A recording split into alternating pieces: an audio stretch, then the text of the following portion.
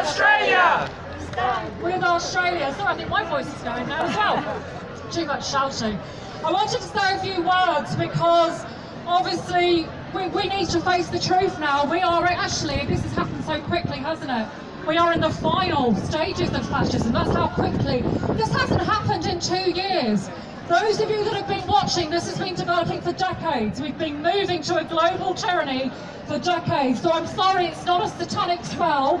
We haven't been put under a spell. This is brainwashing and conditioning over decades and decades in most countries. It hasn't happened in a vacuum. We're reaching the final stages and we need to wake up. And I'm going to speak the truth here to the movement. You're all amazing. Piers is absolutely right. You're turning out here today. There should be more, but it's amazing that you're here.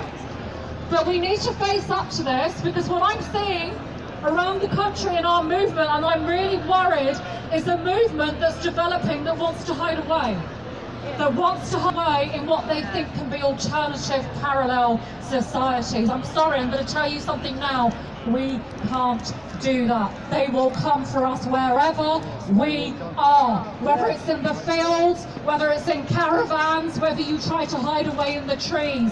Let's wake up. We can't run from this. We have to face it. And there's only one way we face it, is we, as Piers said, we have to take back our institutions and our buildings and our societies. That's the only way we're going to do it. And it's going to have to get, I'm not endorsing violence, I'm not encouraging it, but we're going to have to get a lot more assertive to face this beast of fascism. Because they don't do democracy and they don't do diplomacy. They will not listen to us. So we need to rise up. Every single one of us here, we're going to have to face doing uncomfortable things. You're going to have to say uncomfortable things to people, whether it's at work, whether it's in your families, whether it's here in the streets. Keep speaking up. Keep turning up every day. Do something. Push yourself to do something, as Jonathan's been talking about. Push yourself to do something that's uncomfortable, because it gets easier, doesn't it, Jonathan? And it feels wonderful. And we're surrounded by amazing people. We will all hold you up and stand with you together. But as a final thing I want to talk about is what's going to happen to us quite shortly, and we need to be prepared. They are planning to pass legislation to class us and define us in law as domestic terrorists. Anti-vaxxers are going to be defined as domestic terrorists. If we want to continue campaigning and being activists in this movement, we've got to move the narrative on in terms of how we campaign. And we need to start talking about the Great Reset a lot more.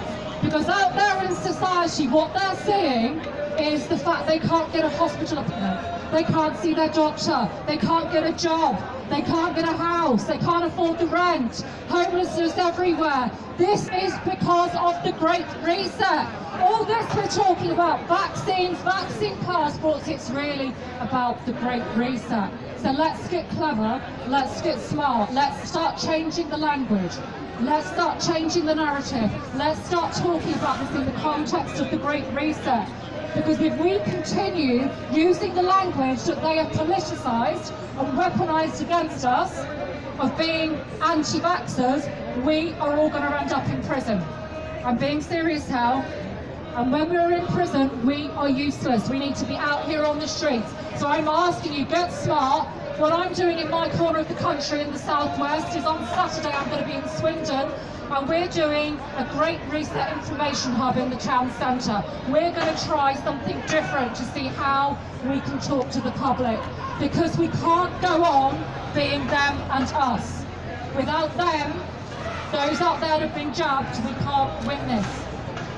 So let's smart, let's stand together, let's not have any hatred between us and the rest of society, because this is what they want, this is what the fascists want. They want us to hate each other.